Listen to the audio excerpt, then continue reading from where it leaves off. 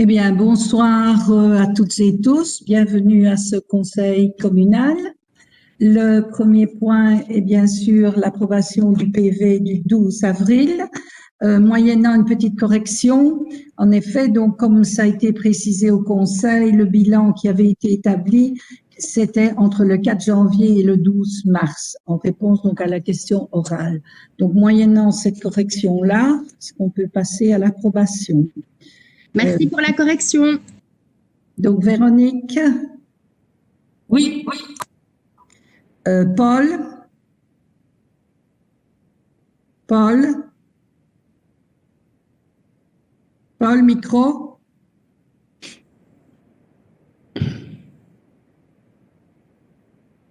Paul?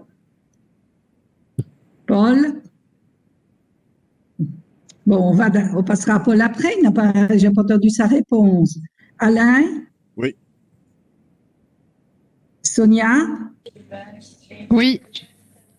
Alex? Oui. Anne? Oui. Benoît? Oui. Christophe? Oui. Isabelle? Oui. Roland? Oui. Pierre? Oui. Eddy? Oui. Bon, Paul? Toujours pas Oui. Oui. Ça va, et moi, oui. Donc, unanimité. On l'a connecté 2 fois. Alors, Voilà. Ah ouais. oui. Bon, le point 2 portait donc sur le règlement général de police et certaines adaptations donc à ce règlement général de police. Donc, dans un souci d'harmonisation et de cohérence, les 9 communes de la zone de police de Hesweil ont souhaité revoir le règlement général de police au niveau des incivilités environnementales. Le collège de police de la zone a approuvé le 19 mars 2021 le projet qui est soumis donc aux conseils communaux des 9 communes. Les nouvelles dispositions portent principalement sur les infractions donc liées aux déchets, donc l'incinération, l'abandon, mais en nouveauté, il y a le dépôt d'imprimés publicitaires plastifiés et le lancement ou l'abandon de projectiles festifs lorsqu'ils sont en matière plastique ou métallique. Au niveau du code de l'eau, donc la réglementation sur les eaux de surface, l'évacuation des eaux usées, donc qui comprend les raccordements aux égouts, les systèmes d'épuration, l'eau destinée à la consommation humaine, les cours d'eau non navigables, en ce qui concerne les entraves, les dégradations des berges, les clôtures de berges, les plantations, les prélèvements, mais aussi par rapport à l'utilisation des pesticides qui doivent être compatibles avec le développement durable. Il y a aussi des modifications au niveau de la législation sur les établissements de classe 1 ou 2. Les infractions liées aussi à la conservation de la nature, l'interdiction de plantation de résineux à moins de 6 mètres de tout cours d'eau. Il y a aussi les modalités d'enquête publique et en ce qui concerne le bien-être animal, il est rappelé donc les infractions dues au défaut d'identification d'un chien ou d'un chat, de stérilisation d'un chat ou de laisser un animal enfermé dans un véhicule fermé. Mais il y a aussi, relative à la qualité de l'air intérieur, l'interdiction de fumer dans un véhicule en présence d'un enfant mineur. Voici, disons, les principales infractions liées, mais bon, vous avez eu l'occasion de voir le règlement général de police qui comprend quand même quelques pages. Je crois qu'il n'est pas très utile d'énumérer, de lire ce règlement-là. Donc, y a-t-il des questions à poser? Nous pouvons passer, merci, nous pouvons passer donc au vote. Véronique? Oui. Paul? Oui. Alain? Oui. Sonia? Oui. Alex? Oui. Anne? Oui. Benoît? Oui. Christophe? Oui. Isabelle? Oui. Roland? Oui. Pierre? Oui. Eddy? Oui. Et moi, oui. Donc, unanimité. Merci. Le point suivant donc concerne donc la convention pour le remplacement de la clôture rue de l'Église. Il s'agit donc d'une ratification.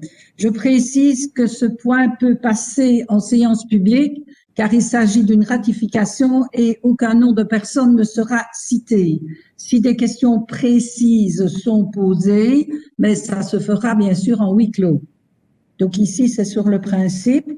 Donc lors des travaux de terrassement pour l'aménagement du site Livy-Quarem, il a été constaté que la clôture en dalle béton de la parcelle voisine présentait des signes de grande vétusté, avec des risques de décellement. Elle constituait un réel danger pour les futurs usagers de la salle et ne permettait pas à la commune d'offrir un cadre agréable sur le plan social, convivial et esthétique. Afin de ne pas stâter les travaux en cours d'exécution, il était nécessaire d'apporter une réponse urgente à cette problématique. Étant donné la présence sur le chantier des entreprises et du matériel nécessaire à la démolition et à l'évacuation de cette clôture, il est proposé d'établir avec les propriétaires de la dite clôture une convention en urgence pour permettre de diminuer les coûts. Les propriétaires autorisent l'administration communale à procéder à ces frais à la démolition de la clôture béton et à l'installation d'une clôture treillie depuis la limite du garage existant jusqu'à la limite parcellaire, soit une longueur de 21 mètres.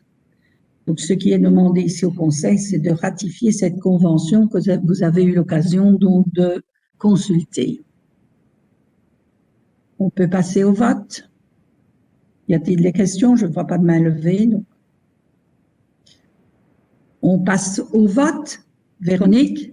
Oui. Paul? Oui. Alain? Oui. Sonia? Oui. Alex? Oui. Anne? Oui. Benoît? Oui. Christophe? Oui. Isabelle? Roland? Oui. Oui. Pierre? Oui. Eddy? Oui. Et moi, oui. Unanimité. Merci. Le point suivant, donc, est le schéma de développement communal, la décision d'élaboration et la désignation de l'auteur de projet. Il s'agit d'une ratification. À la suite de modifications de procédure, il s'agit de ratifier les décisions prises antérieurement.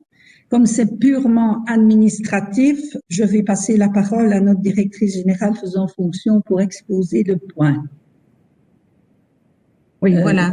Donc, il s'agit du schéma de structure communale, comme il s'appelait sous la législature, sous la réglementation du Quatup, qui a été entamé en 2016. Suite à la législation, donc le Quatup est devenu le Code d'été au 1er juin 2017. Le travail avec le bureau d'études qui avait été désigné, à savoir le bureau Agora, s'est poursuivi. Des réunions ont encore eu lieu en 2018 avec le bureau d'études, l'administration et la région wallonne qui suit le dossier. Et nous avons été quelque peu surpris l'an dernier lorsque nous avons reçu un courrier de la région wallonne de l'administration régionale, donc à Namur, nous signifiant que pour prétendre la poursuite du dossier sous la législature du Quatup, mais sous le Code d'été, c'est un peu complexe, il fallait que le Conseil ratifie les décisions. Lorsque nous avons eu ce courrier, nous avons été quelque peu surpris dans la mesure où des réunions avaient eu lieu, s'étaient tenues précédemment et où la région n'avait pas soulevé cette problématique, même si elle est clairement reprise dans le Code d'été.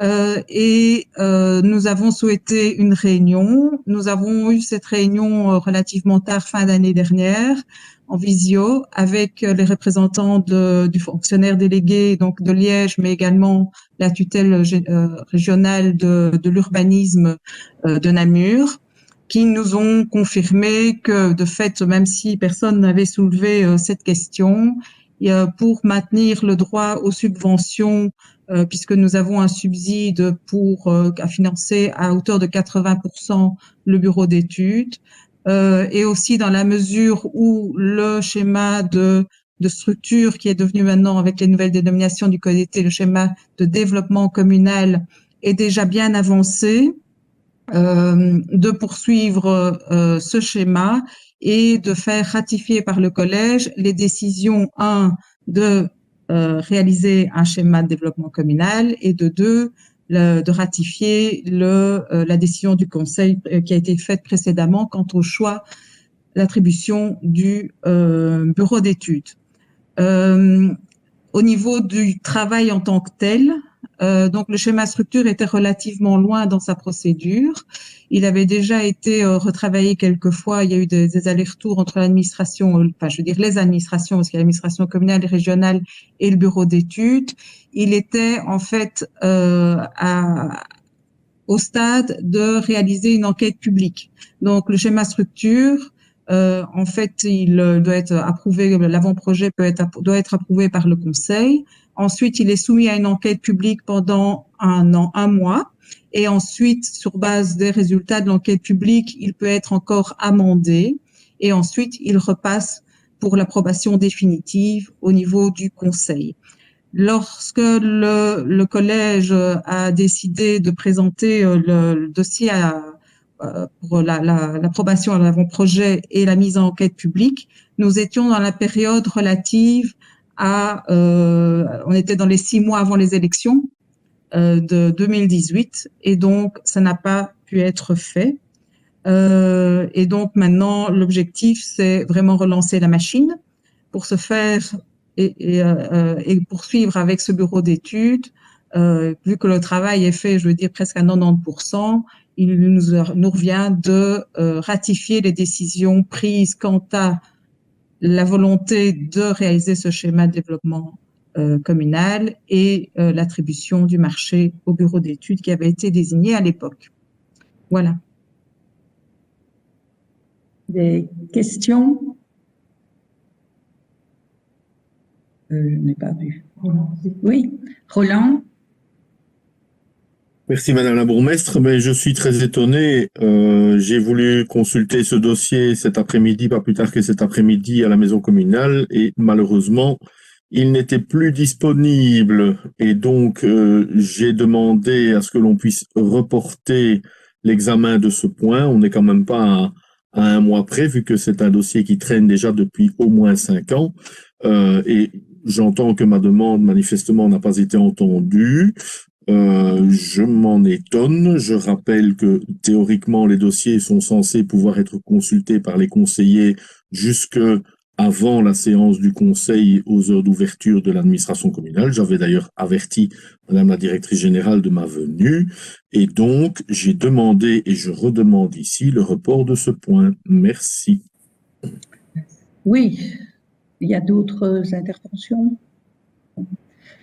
Oui, ben, vous aviez consulté les dossiers du Conseil vendredi dernier, y compris celui-là. Tous les conseillers étaient venus les consulter.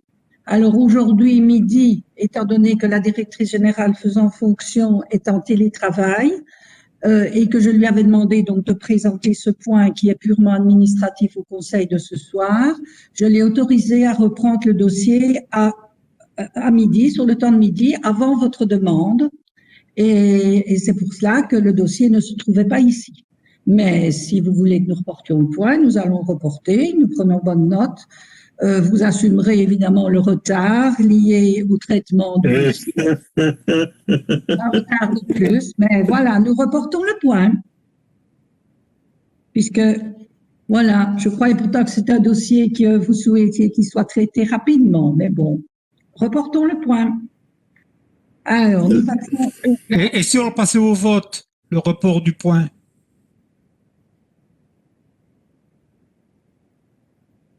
Bon, on a demandé le report du point, reportons le point. Nous referons ça dans un mois. Nous passons au point suivant, qui est l'enquête donc du directeur financier. Donc, il s'agit de prendre acte des procès-verbaux de l'enquête du directeur financier arrêtés respectivement aux dates des 30 du 9 2020 et 31 du 12 2020. Vous avez pu consulter ces rapports, donc qui ne faisaient l'objet d'aucune remarque. Nous pouvons donc, il s'agit d'une prise d'acte.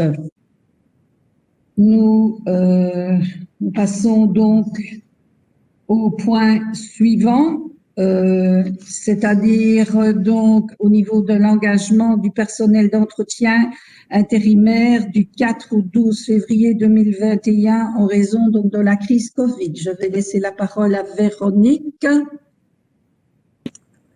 Voilà, donc lors du conseil communal du 23 février, il vous a été expliqué cet engagement de personnel d'entretien intérimaire. Donc, durant cette période du 4 au 12 février, suite au cas de Covid à l'école de Corsoarem, ayant pour conséquence donc la fermeture de l'implantation maternelle, la mise en quarantaine de nombreux membres du personnel, tant dans les écoles donc de Corsoarem et de Berlo, mais également à la crèche. Et pour maintenir le fonctionnement donc à Berlo, alors que nous n'avions plus de réserve, on a fait appel à une entreprise intérimaire qui est venue d'ailleurs dès le lendemain. Tout ça avait été expliqué au conseil communal, qui a ratifié la décision du collège et sans souci, malgré le fait qu'on ne puisse normalement pas recourir à ce travail intérimaire. C'était donc un cas d'exception. Et ici, il vous est demandé de prendre connaissance de la décision du collège et d'exécuter sous sa responsabilité les dépenses relatives au nettoyage et à la désinfection des locaux, des écoles et de la crèche pour un montant de 1 674,75 €. Voilà. Y a-t-il Prise de connaissance. C'est une prise de connaissance. Y a-t-il des remarques? Non.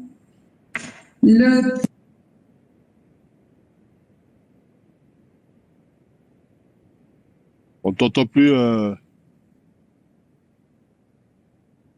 Béatrice, on ne t'entend plus. Béatrice, on ne t'entend pas.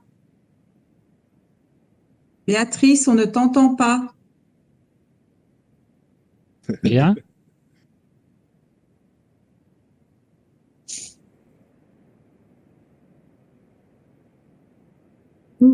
On n'entend rien. J'ai oublié de rétablir mon son. Voilà, désolé, j'ai oublié de rétablir le son. Je recommence. Donc, il s'agit donc de la redevance incendie, nouveau calcul de la redevance 2015. Donc, la ville de Huy avait introduit un recours contre la répartition des frais 2014. Le 8 janvier 2021, le Conseil d'État donne raison à la ville de Huy et annule la redevance 2015. Le nouveau calcul de la redevance a été établi et a été transmis le 25 mars 2021. Le montant de la redevance incendie à charge de la commune de Berlo pour l'année 2015 s'élève à 61 825,25 € au lieu de 63 342,16 €, ce qui fait que la commune de Berlo percevra un montant de 1 516,91 €. Alors, nous passons au vote. Véronique? Oh, ben oui. Paul?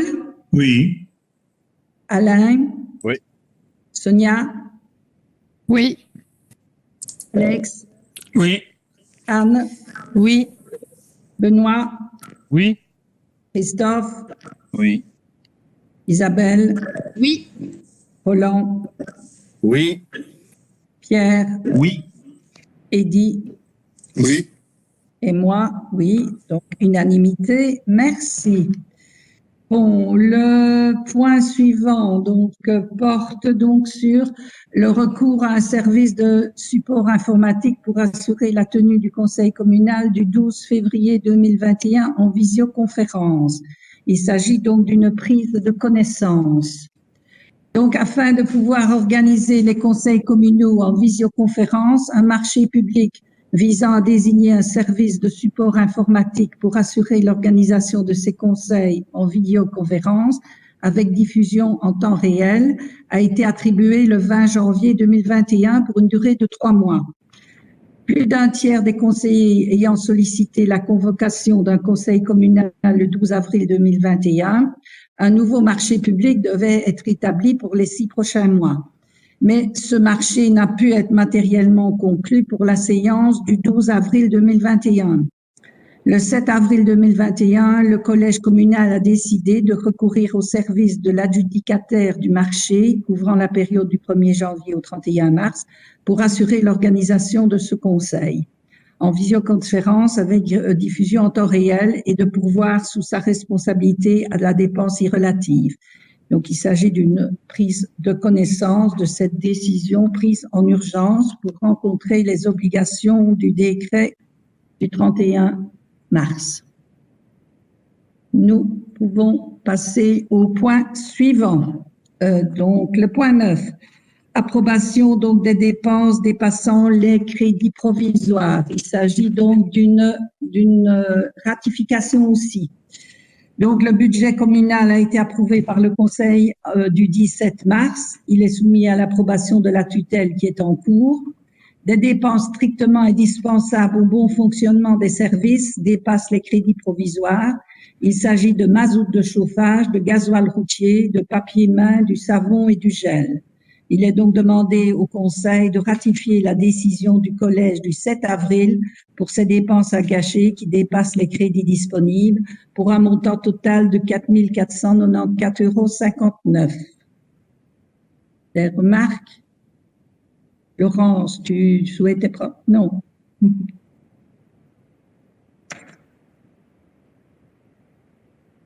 Donc, on passe au vote. Il y a un doigt levé, attends. Ah, on peut passer au vote?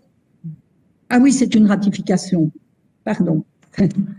Le point suivant, donc, concerne les marchés publics, l'achat d'un tracteur tondeuse. Il s'agit ici d'approbation des conditions et du mode de passation du marché. Je vais passer la parole à Benoît. Oui, bonsoir.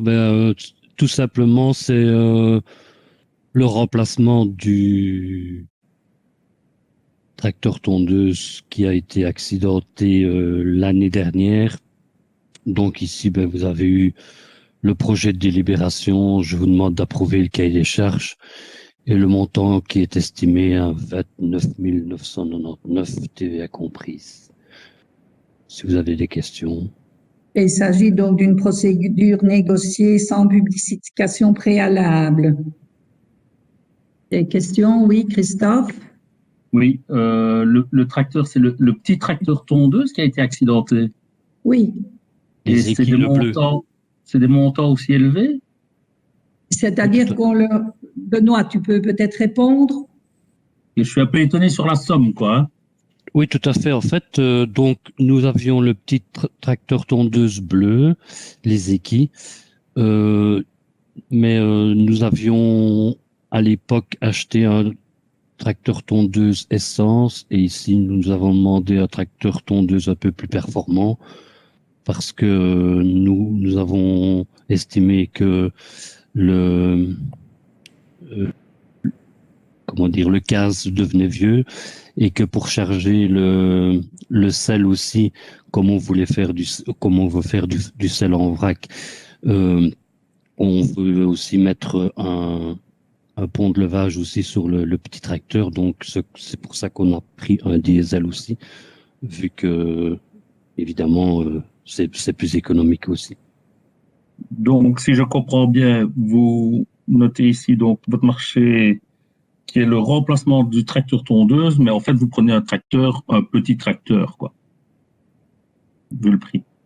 Oui, c'est ça. En fait, c'était déjà un tracteur. Hein. C'était un tracteur avec une table de tonte à l'arrière. Vous prenez un plus gros tracteur que ce que vous aviez avant. Oui. C'est ça. Parce que j'étais étonné du prix par rapport à l'ancien tracteur, quoi. Oui. Ok, ça va. Merci. On peut passer au vote. Il n'y a plus de questions. Oui, d'accord. Donc, Véronique? Oui. Paul?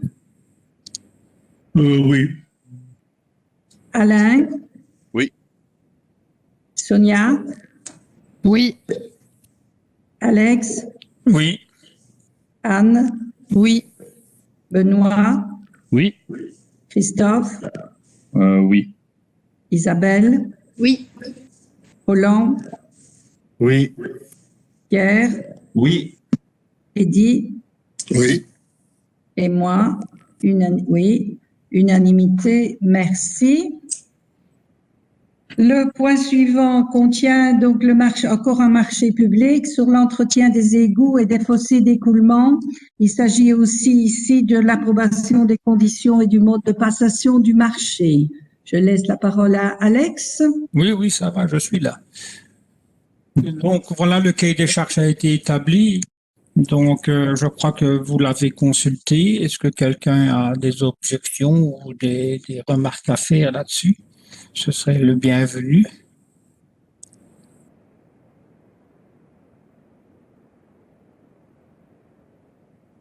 Roland, Et donc, après de nombreuses années où cette somme était inscrite au budget et non employée, j'observe qu'enfin le collège prend action et je m'en réjouis. Bravo, merci. merci. Merci. On peut passer au vote, je crois. Il n'y a plus de remarques, oui. Donc, Véronique, Oui. Paul, Oui. Alain, Oui. Sonia, Oui. Alex, Oui. Anne, Oui. Benoît, Oui. Christophe, Oui. Isabelle, Oui. Roland, Oui. Pierre, Oui. Eddy Oui. et moi, oui, unanimité, merci. Juste une petite question, s'il vous plaît. Oui. Vous avez mentionné plusieurs rues concernant les écoulements, les débordements, etc. Vous n'avez pas oublié la rue de Willine? La rue de Vous Willine. m'entendez là? Oui, Vous mettez la rue de Warem, vous mettez la rue d'Odion, je crois. Je ne les ai pas ici sous la main, mais j'ai vu que la rue de Willine ne paraissait pas dedans. C'est normal? c'est-à-dire que c'est un premier choix, oui. C'est un programme qui sera sur plusieurs années aussi, hein, en fonction. Oui, oui, d'accord, mais comme vous savez, la rue de Willine, il y a eu pas mal de dégâts, dont une voiture qui a été collée au plafond à cause de l'écoulement des eaux dans la cave. Hein. Donc ça, vous le savez, ça date de 2019. Donc, mais je ne sais pas, voilà, je fais la remarque maintenant, si c'est prévu à un autre moment, c'est prévu à un autre moment. Hein. Mais c'est parce que je m'étonnais de ne pas voir la rue de Willine. Voilà, c'est tout. D'accord. De toute façon, ici, donc, le point portait donc sur l'approbation des conditions de passation du marché. Hein. Pour tout ce qui est évidemment de leur par la suite, ben, ce sera avec la personne qui sera désignée qu'on devra déterminer évidemment les priorités du travail. Ok. Alors, on peut passer au vote. Véronique? Oui. Paul? Oui. Alain? Oui. Mais je pense qu'on a déjà voté pour ce point.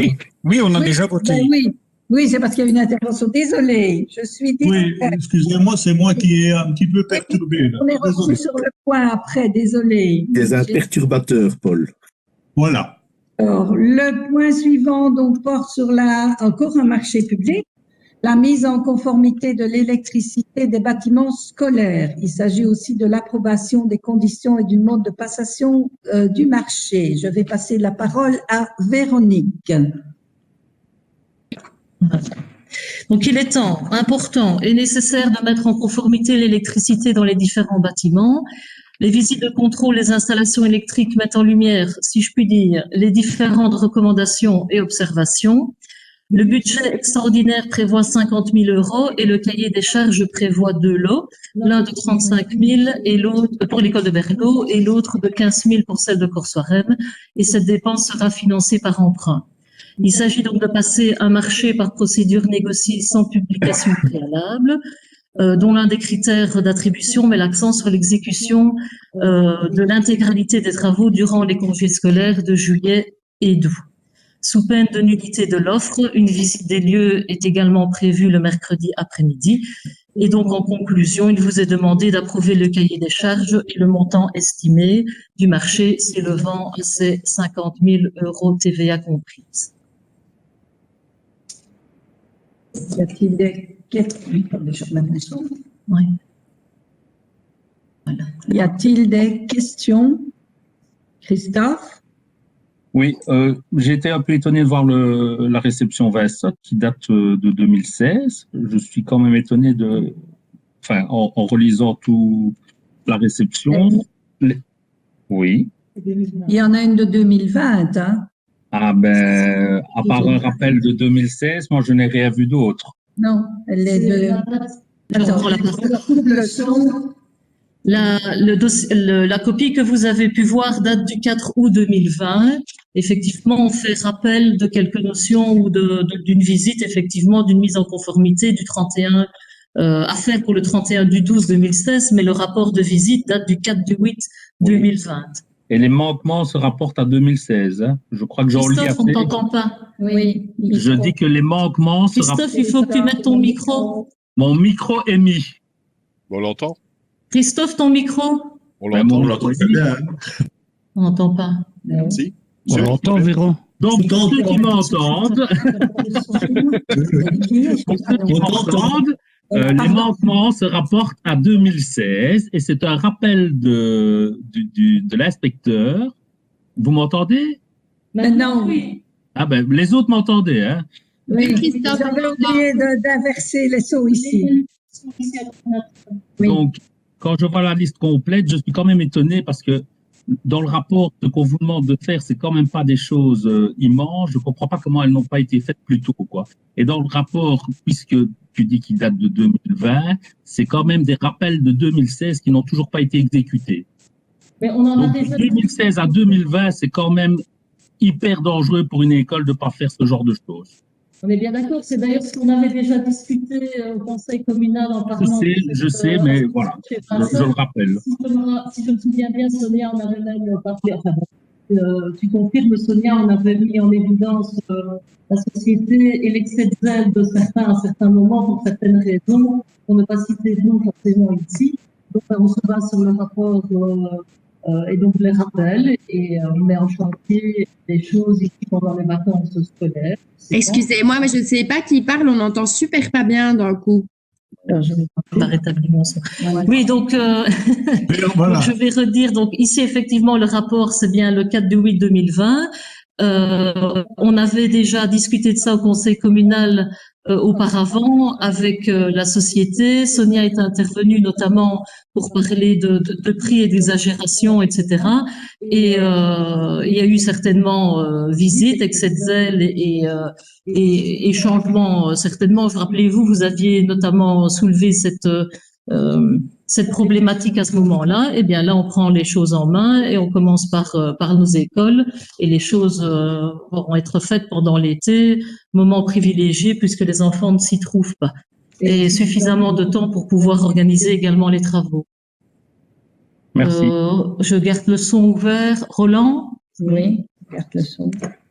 Et donc, non, il faut que tu mettes. J'entends vos explications, Madame Léchevin. Le rapport, pour rebondir sur ce que vient de dire mon collègue, Monsieur Ben Moussa, le rapport stipule ceci très exactement, et je cite le rapport Vinsot: la mise en conformité des installations électriques sur base du premier contrôle et de l'analyse des risques aurait dû être effectuée pour au plus tard le 31 décembre 2016. Donc nous ne sommes jamais qu'en 2021, ça fait un bon 4 ans de retard. Et quand on lit les non-conformités, il y a quand même des choses qui interpellent quand on voit que, par exemple, des canalisations doivent être déplacées pour ne pas être en conflit avec d'autres, quand on voit que certaines ne sont pas protégées et des zones qui sont sous tension pourraient être touchées par des utilisateurs. Et donc, je trouve que ce dossier est une fois de plus une démonstration de la négligence du collège communal. Merci. D'autres remarques? Attends, je remets le son. Non, ça va. Oui. D'autres remarques? Non.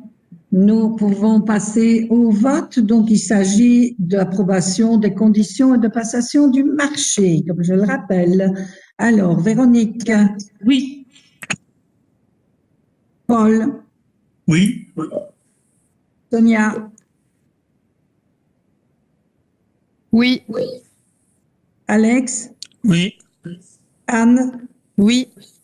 Benoît? Oui. Christophe? Oui. Isabelle? Oui. Roland? Oui. Pierre? Oui. Eddy? Oui. Et moi, unanimité, merci. Moi aussi, je suis d'accord. Ah, je J'ai oublié d'inviter Alain à voter. Désolée. Merci Alain. Bon, nous allons passer donc au point suivant qui concerne donc la fabrique d'église Saint-Maurice-Saint-Laurent, le compte 2020.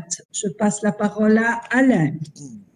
Mais pour Rosou, c'est assez simple, puisque nous avons un compte qui dégage un boni de 21 469 € et 13 cents. Je suppose que vous avez vu le détail. Est-ce que vous avez des questions? Non? Bon, on peut passer au vote. Alors, Véronique. Oui, Véronique. Oui. Paul. Oui. Alain. Oui. Sonia. Oui. Alex. Oui. Anne. Oui. Benoît. Oui. Christophe. Oui. Isabelle. Abstention. Roland. Abstention. Pierre. Oui. Eddy. Oui. Et moi, oui. 11, oui. Et 2 abstentions.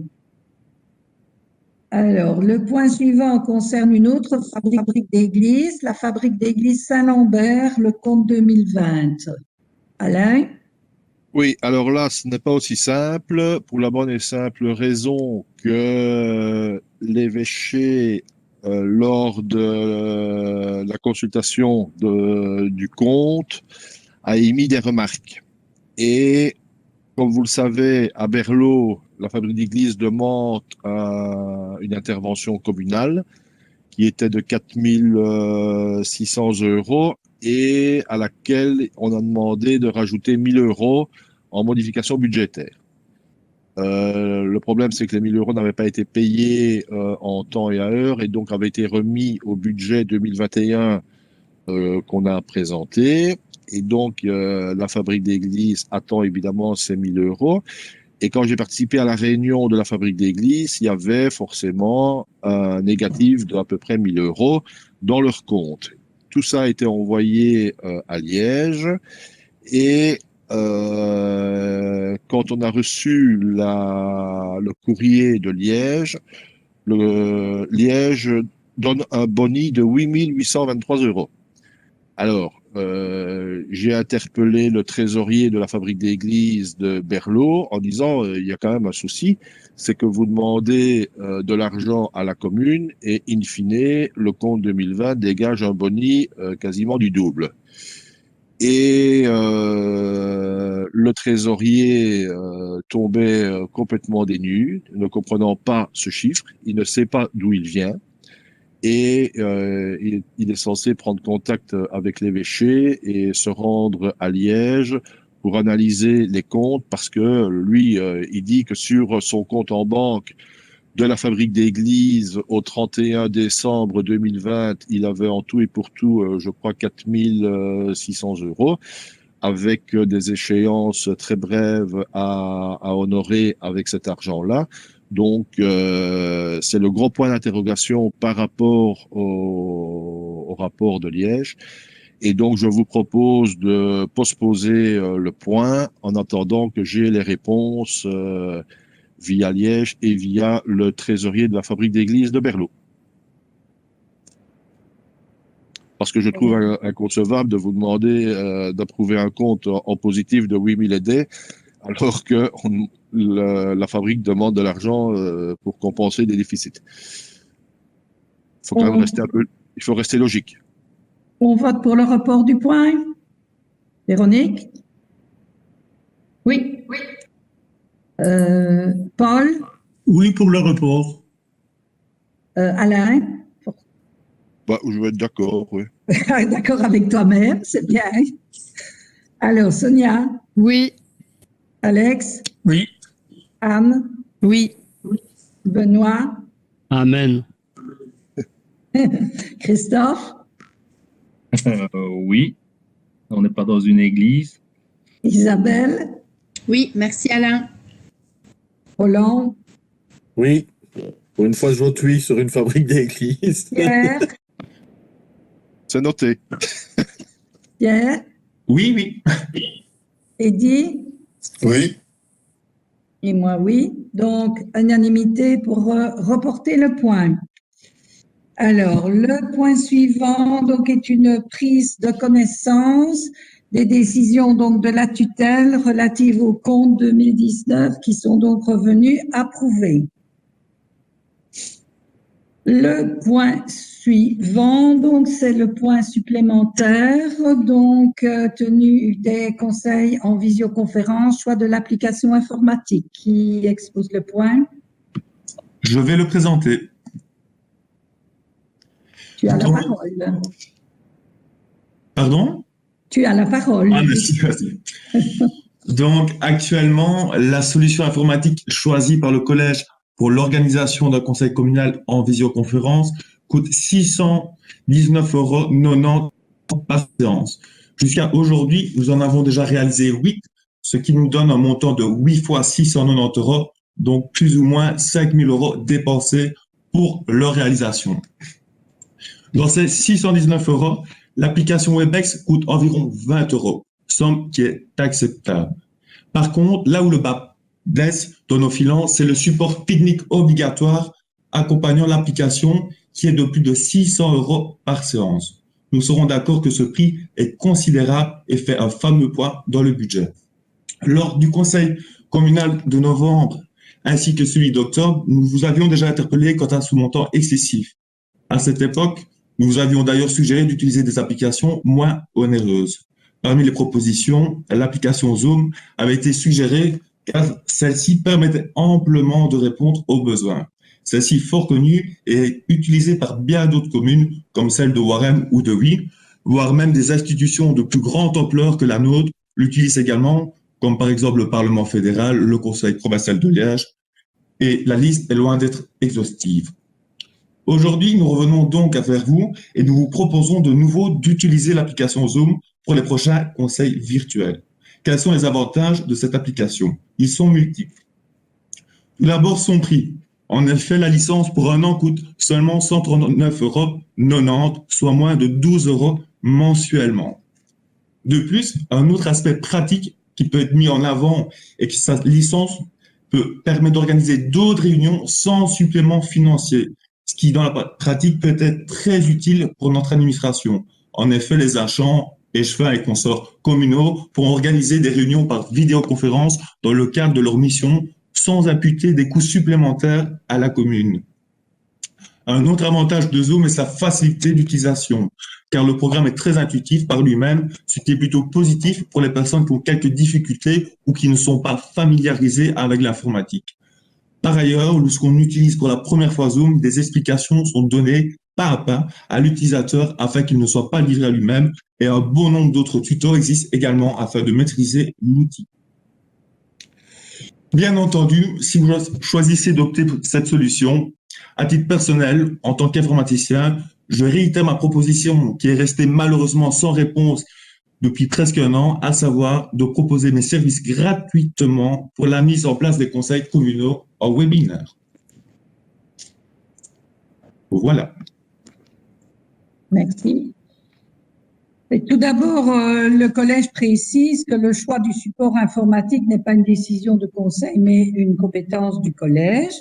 Le coût, évidemment, d'un conseil en visioconférence, comme cela a été dit, ce n'est pas évidemment le choix du support informatique comme on semble parfois le faire croire, parce que nous avons donc dans les offres reçues l'application Webex en elle-même. D'après les offres que nous avons, c'est 171 € hors TVA par an, et Zoom, c'est 189,90 € hors TVA par an. Donc, la différence entre les deux est vraiment insignifiante. Pardon.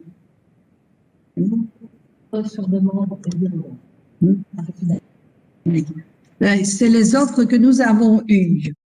Donc, le coût est surtout parce que nous avons donc besoin de des informaticiens, étant donné que la bande passante de l'administration communale n'est pas suffisante. Nous avons d'ailleurs prévu au budget une somme de 20 000 € pour l'achat de matériel informatique et l'installation surtout d'un câblage qui permettrait d'améliorer. Ce point-là n'avait pas été voté par l'opposition. Il y avait eu 3 voix contre et une abstention, je le rappelle. Mais la mise en place donc d'un câblage supplémentaire permettrait d'améliorer la bande passante.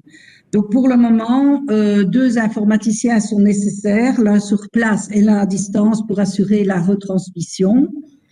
Les offres d'un conseiller, l'offre est très bien, mais je ne vois pas comment ce serait possible de gérer, tout en étant conseiller, la partie logistique du conseil communal en même temps. Le faire pour une autre commune, ça c'est tout à fait possible, mais un conseiller qui doit assister à la séance du conseil, ça me paraît très difficile qu'en même temps il gère la retransmission, etc. Et bon, les divers problèmes. Alors, si au départ, le choix du collège, avait été l'application Webex, c'était en décembre. C'était basé sur les recommandations, comme je l'ai dit, de notre DPO, de la commune de Berlot, qui avait donc émis de fortes réticences par rapport à l'utilisation d'autres supports. Aujourd'hui, il est vrai que Zoom a réagi pour améliorer donc la confidentialité, mais le collège n'a pas de raison ni objective ni financière de modifier son choix initial, puisque il n'y a pas beaucoup de différence de prix entre les 2 applications. Comme je l'ai dit, la différence de prix, c'est la partie technique.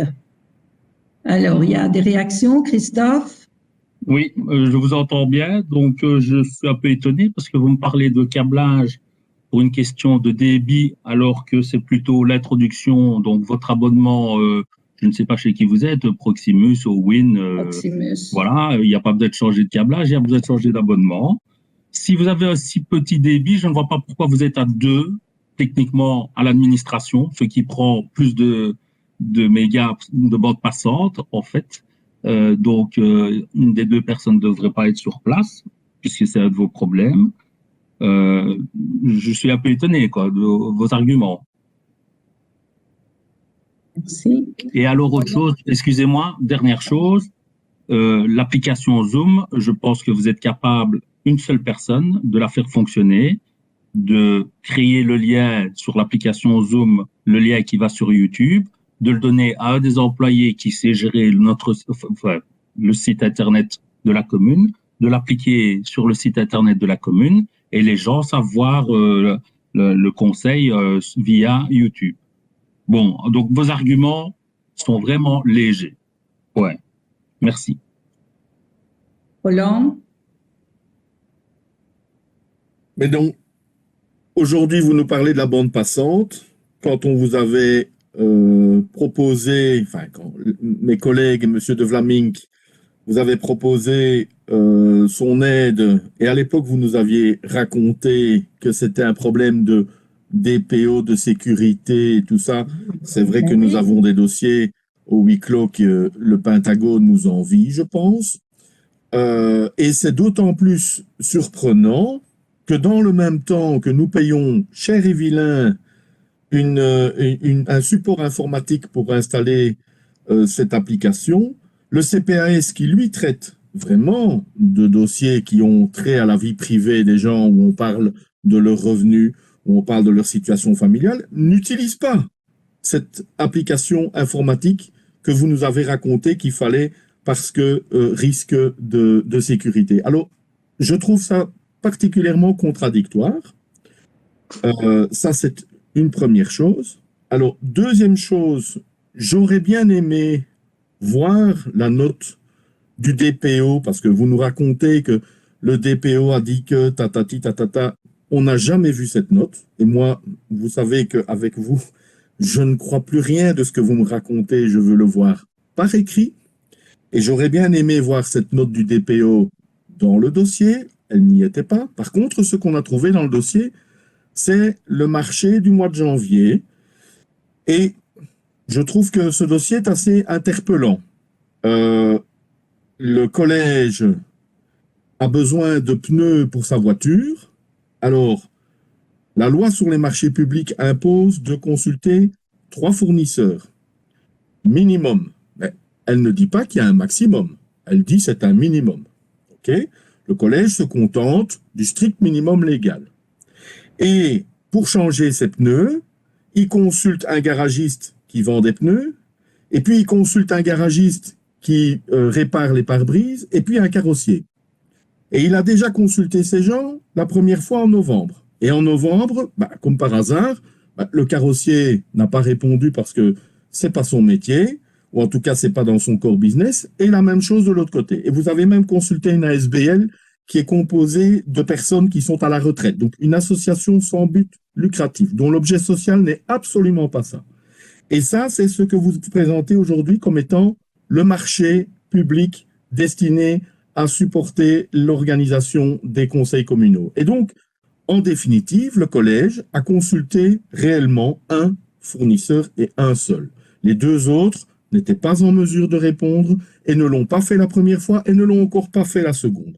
Et donc, moi, je trouve que ce marché est un peu particulier et le coût exorbitant, quand on voit tout ce qui se fait ailleurs, dans toutes les communes, partout ailleurs, au Parlement fédéral, ça coûte 12 € par mois. À Berlot, on est à 620 € la séance.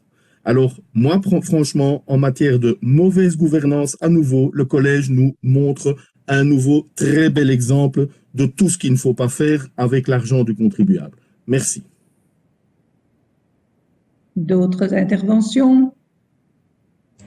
Oui, moi je veux bien. Oui, moi aussi. Oui. Après. Bon, Isabelle? Non, Alain, vas-y. Alain? Mais Roland, j'entends bien tes arguments. Par contre, il y a un truc qui me dérange fortement. Tu es un grand donneur de leçons, c'est très bien. Par contre, ce que je ne comprends pas et ce que je n'accepte pas, c'est que, évidemment, tu viens encore de le dire il y a 2 minutes, tu ne nous crois pas du tout. Tout ce qu'on fait, on nous l'a déjà dit, c'est de la merde.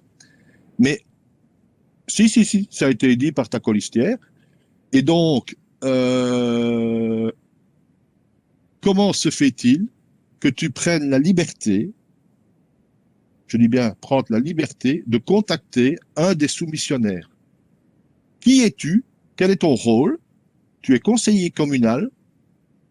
Alors, je veux bien que tu te prennes des libertés, mais je trouve quand même que tu manques de respect vis-à-vis du personnel communal. Parce que quand le personnel communal apprend qu'un conseiller de l'opposition passe son temps à vérifier si le personnel communal a bel et bien réalisé son travail, tu m'excuseras, mais c'est choquant. Je ne voudrais pas être un employé communal à l'administration communale de Berlot aujourd'hui avec toi comme conseiller communal. Tu es désagréable avec un grand sourire, mais tu pointes le couteau dans le dos à tout le monde avec un beau sourire comme tu l'as encore maintenant. C'est vraiment du foutage de gueule, franchement. Et si tu savais la peine que tu peux faire aux gens de l'administration en agissant de la sorte, je trouve ça lamentable. C'est tout ce que j'avais à dire sur ce point. Merci. Isabelle? Ben, ça tombe bien que je passe après toi. Par rapport au fait faire de la merde, je pense que ma critique était très ciblée sur un dossier particulier dont on ne va pas revenir dessus, Alain, mais je trouve ça un peu... Mais ça a été dit. Un peu, oui, ça a été dit sur un dossier sur lequel vous avez fait de la merde. Et si je dois le redire, je le redis encore une fois. Sur ce dossier-là, vous avez fait de la merde. Voilà, comme ça, je l'ai dit 3 fois. Alors, par ailleurs, par rapport à ce qui nous anime là tout de suite, moi, j'avais une question. Donc, Webex ne coûte pas spécifiquement plus cher. Nous sommes d'accord là-dessus, a priori.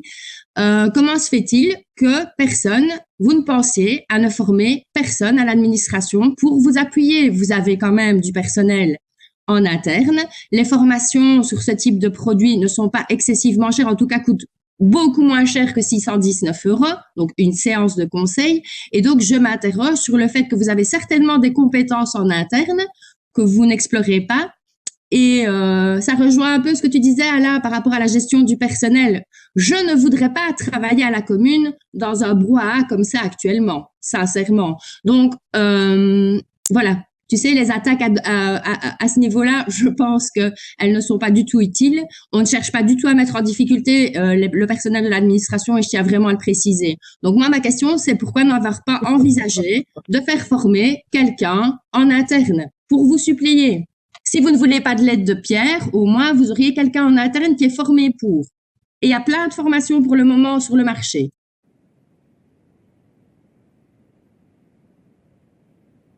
Il est vrai qu'il y a des formations, mais il faut encore avoir la disponibilité du personnel. Pour le moment, l'administration travaille avec un personnel très réduit.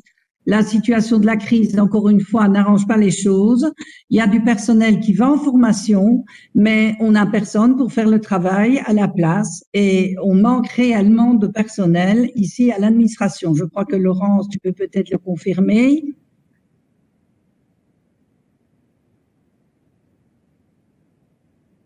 Bon, la situation actuelle au niveau du personnel, on vit quand même important, nous avons du personnel absent, nous avons du personnel qui sont sous certificat pour Covid et donc leur présence au sein de notre administration sont très légères, on va dire, mais qui font du télétravail, je n'en disconviens pas.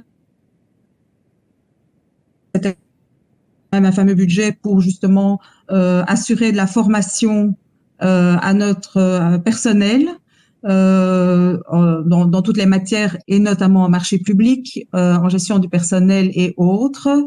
Mais Rome ne s'est pas fait en un jour et je pense qu'il y a du boulot.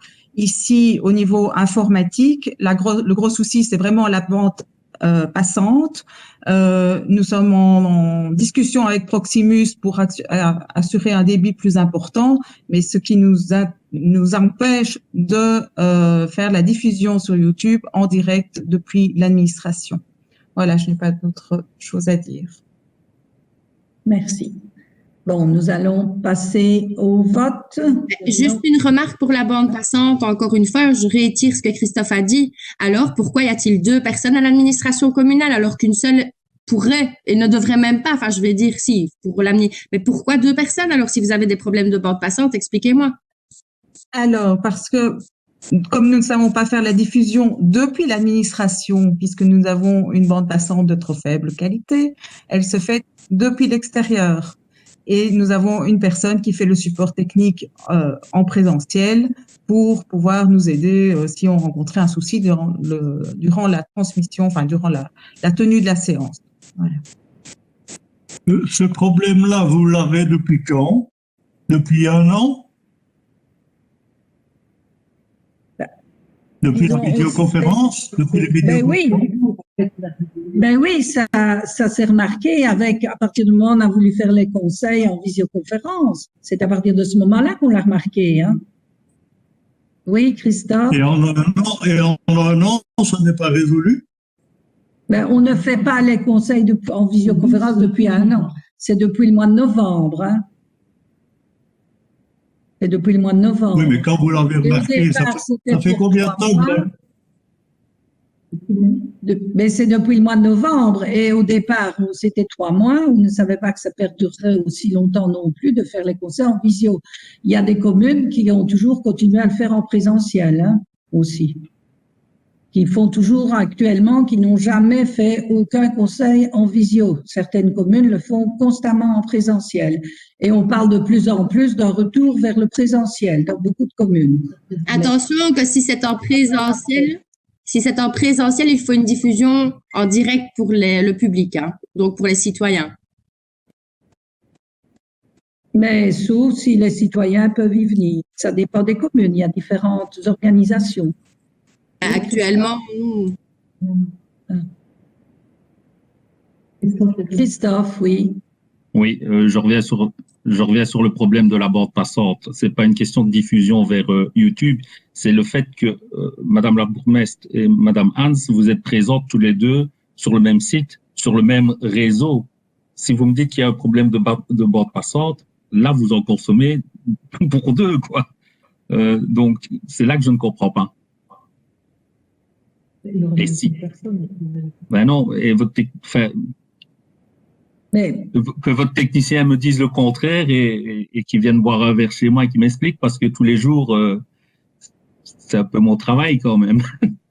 Donc, maintenant, vous diffusez sur YouTube à partir d'un PC à l'extérieur, ça je veux bien comprendre, mais là, votre débit, excusez-moi, hein, si on a 100, il y a 50 pour chacun. Voilà, donc il faut savoir ce que vous dites. Soit vous me dites, nous sommes incompétents en la matière, et j'accepte, c'est normal, tout le monde n'est pas informaticien, tout le monde ne fait pas du réseau, mais ne venez pas nous raconter des bêtises. Bon, ben, je crois que tout le monde a pu s'exprimer et que nous allons passer au vote. Moi, je voulais quand même encore poser une question, Madame la bourgmestre. Donc, vous nous avez dit qu'il y avait 2 personnes qui étaient à l'administration pour s'occuper. Non, une personne. Une pour s'occuper du technique, c'est ça. Et donc, je voulais savoir qui de vous ou de Madame Hans est chargée du volet technique, puisque vous êtes là toutes les deux. Donc, j'imagine qu'une d'entre vous s'occupe de ça. Parce que pour avoir les dossiers à disposition, et bon, nous gérons les micros, etc. Ensemble. La distribution, les prises de parole, etc. Donc, maintenant, nous allons passer au vote. Donc, le vote, donc, c'est pour Véronique, pour le point supplémentaire. Donc, on passe au vote. Je suis contre le point supplémentaire, la proposition du point supplémentaire. Paul? Non. Alain? Non. Sonia? Oui. Alex? Non. Anne? Non. Benoît? Non. Christophe? Pour. Isabelle? pour, Roland? Oui, pour dépenser 12 € par mois au lieu de 620 € la séance. Pierre? Heidi? Non. Et moi, non. Donc, il y a 4 oui et donc 9 non. 5 oui. Hein? Ah oui, 5, pardon. 5 oui et oui, non. Merci. Nous allons donc maintenant faire aux réponses aux questions orales d'actualité émises lors du Conseil du 17 mars. Donc, la première question était dans le cadre de la rénovation du terrain multisport rue de la Drève. Un riverain a adressé un courrier à l'administration. Quel est le délai de réponse au courrier des citoyens? Bon, le délai de réponse de l'administration dépend du type de question. Pour certaines questions, la réponse est immédiate. Pour d'autres, il faut une inscription au collège, soit pour information, soit pour désignation. Puis, il y a une désignation de l'agent, qui est chargé d'y répondre. Pour ce type de questions, qui doit donc passer au collège, le délai de réponse est de 2 à 3 semaines. Si la demande une instruction, cela peut parfois prendre plus de temps. En ce qui concerne la question précise à laquelle vous avez fait allusion, nous vous apporterons la réponse en huis clos, car certains noms de personnes pourraient être cités. Donc, nous y reviendrons en huis clos. La deuxième question était quand sera réalisée la communication à la population quant aux modalités de stérilisation des chats errants? Alain, je te laisse la parole.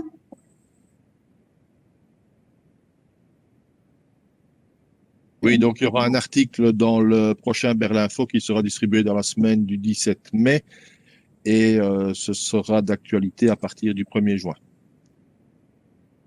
Il est grand temps hein, pour les chats parce que ça pilule pour l'instant. Ça pullule. Oui. Dommage Il y a beaucoup de jeunes. La troisième question donc était concernait donc Alain. Monsieur Apartz a évoqué en séance un article du CDLD quant à une limitation du droit de l'information dévolue aux conseillers communaux. Pouvez-vous communiquer les références de cet article? Oui, c'est Christophe qui m'avait posé la question. Donc, c'est l'article 3231/3. Si. Et que dit-il cet article? Que dit-il? Il suffit d'aller le voir. Oui, nous avons répondu à votre question. Vous pouvez aller voir l'intitulé de l'article. Roland, je te rappelle que tu dors avec le CDLD. Je l'ai expliqué pendant ce week-end. Donc, ça m'étonne que tu ne connaisses pas l'article. Mais ton micro, je t'entends pas. Bon. Ta réponse était sûrement intéressante, mais je ne l'ai pas entendue. Mais je crois que nous avons répondu aux questions.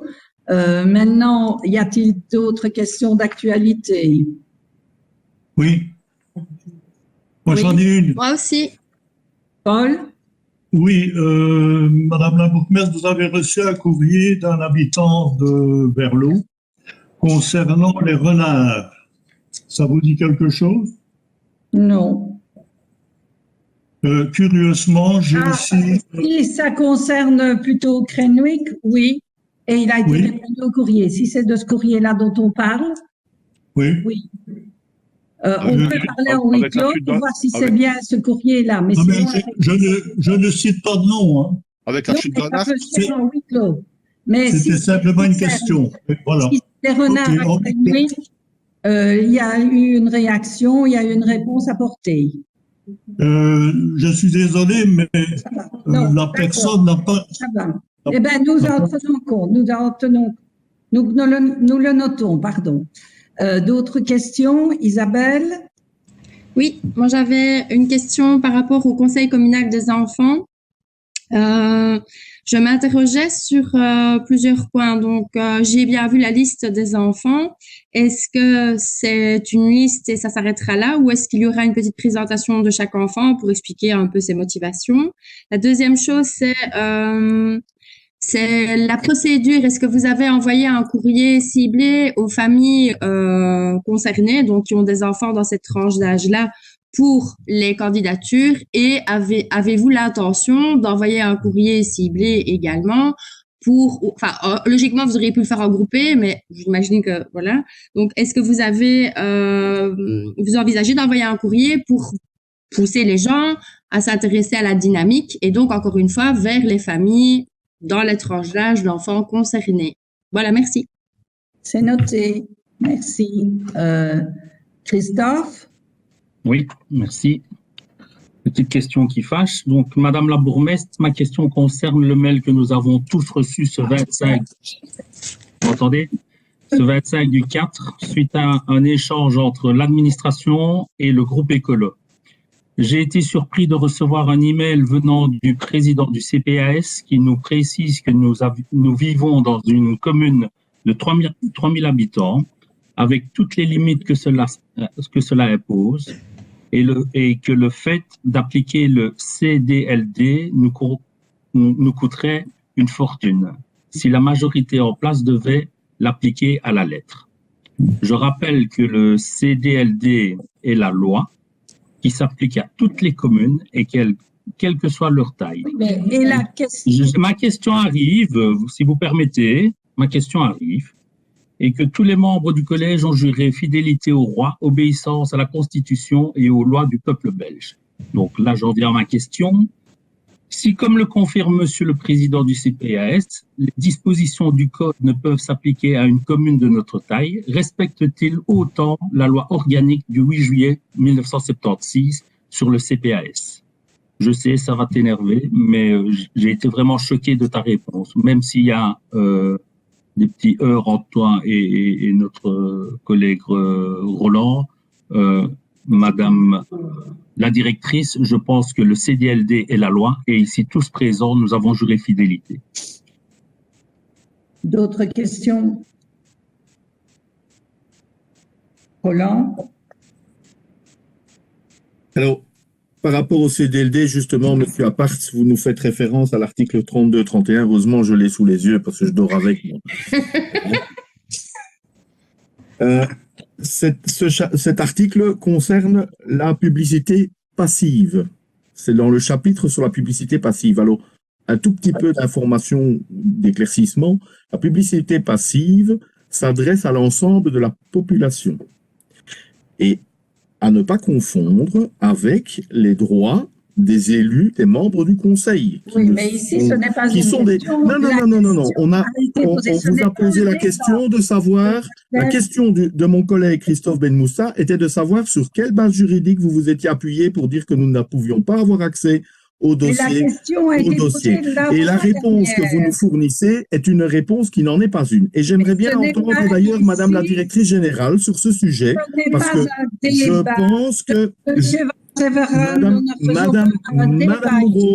Madame Moreau, c'est une réponse à une question et j'aimerais bien entendre Madame la directrice générale à ce propos. Ce n'est pas un débat ici. Ce n'est pas un débat, c'est une réponse à une question et j'aimerais bien entendre Madame la directrice générale à ce propos.